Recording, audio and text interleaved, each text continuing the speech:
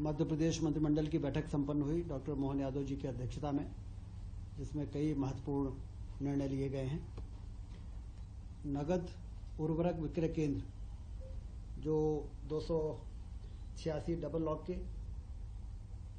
विपणन समिति के 141, विपणन समिति के से संबंधित 121 जो केंद्र ऑलरेडी संचालित थे, उसमें 254 नगद नए उर्वरक विक्रय केंद्रों की स्वीकृति आज दी गई है, जिससे कि हम लोग हमेशा ये बातें आती थी कि लंबी लाइनें हैं, खाद खरीदने में किसानों को समय लग रहा है, परेशानी हो रही है।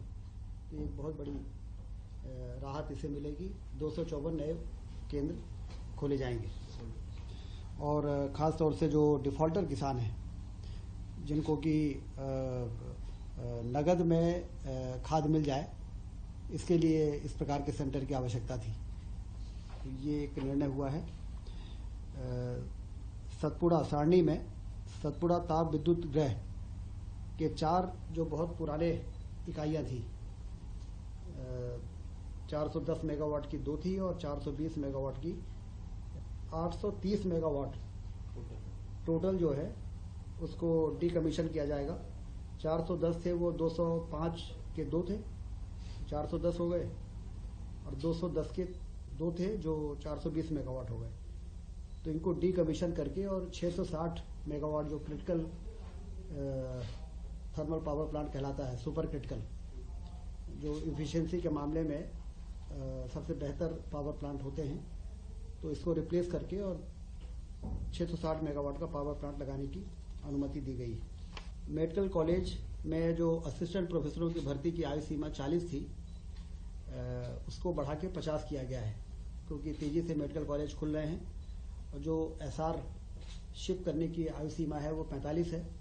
एसआर शिप करने के बाद ही असिस्टेंट प्रोफेसर के लिए लोग अप्लाई कर पाते हैं, तो इसलिए 40 से 50 साल की आयु सीमा आज कैबिनेट ने बढ़ाई है, जिससे हमें असिस्टेंट प्रोफेसरों को मिलने की नियुक्ति में अब ज़्यादा आसानी हो जाएगी।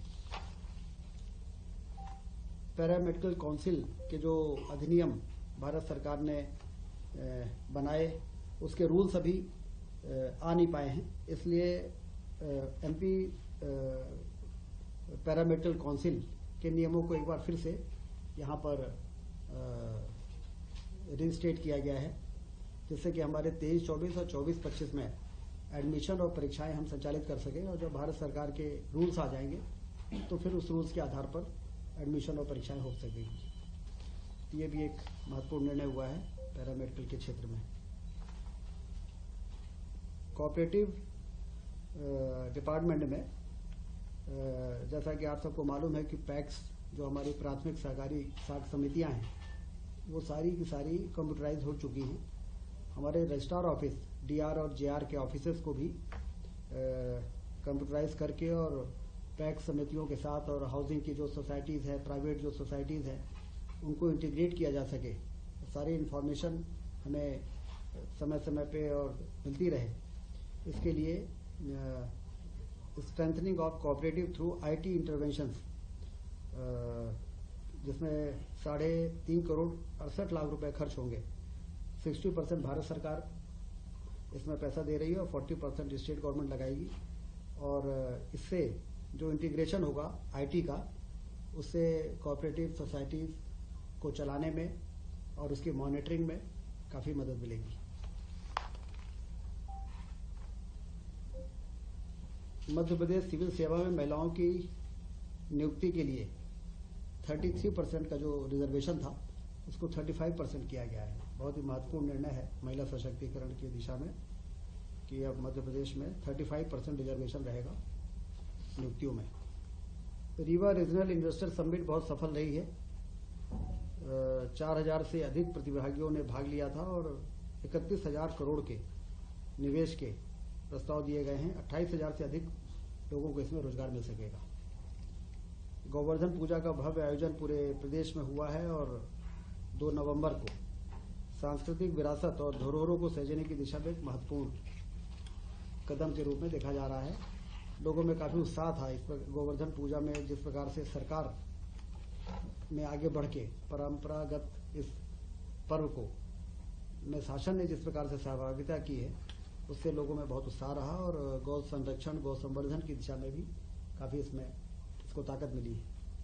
29 अक्टूबर को माननीय प्रधानमंत्री जी द्वारा virtually Neemuch, Mandsaur, Seoni medical college के उद्घाटन किए गए। जैसा आप सबको जानकारी है, ग्वालियर में मानसिक आरोग्यशाला, मंदसौर में कल्याण विभाग, राजस्व विभाग, स्कूल शिक्षा विभाग और वन विभागों के द्वारा पीएससी से भरे जाने वाले पदों की जानकारी की भी मुख्यमंत्री जी ने जानकारी मांगी है, क्योंकि बड़ी संख्या में पीएससी से कई विभागों में भर्तियों का प्रक्रिया चल रही है। 7 दिसंबर को नर्मदापुरम में रीजनल इन्वेस्टर समिट होने जा रही है। 7 दिसंबर को नर्मदापुरम संभाग के सभी जिलों के लोगों को निर्देश जारी हुए हैं। 12 नवंबर को कालिदास सम्मान समारोह उज्जैन में माननीय उपराष्ट्रपति जी के मुख्य आतिथ्य में होगा। इस कार्यक्रम को भव्य रूप से आयोजित करने के निर्देश दिए गए। कुल मिला के आज मध्य प्रदेश की कैबिनेट ने, जैसा कि आपने देखा कि चाहे वो स्वास्थ्य विभाग हो, चाहे वो सहकारिता विभाग हो, चाहे वो अन्य विभाग हो, महत्वपूर्ण निर्णय आज लिए हैं और मध्य प्रदेश तेजी के साथ अपने उन लक्ष्यों को प्राप्त करने के लिए आगे बढ़ रहा है, जिन लक्ष्यों को प्राप्त करके हम प्रदेश की आर्थिक स्थिति को भी मजबूत करना चाहते हैं और हिंदुस्तान में एक अग्रणी राज्य के रूप में स्थापित होना चाहते हैं। नमस्कार।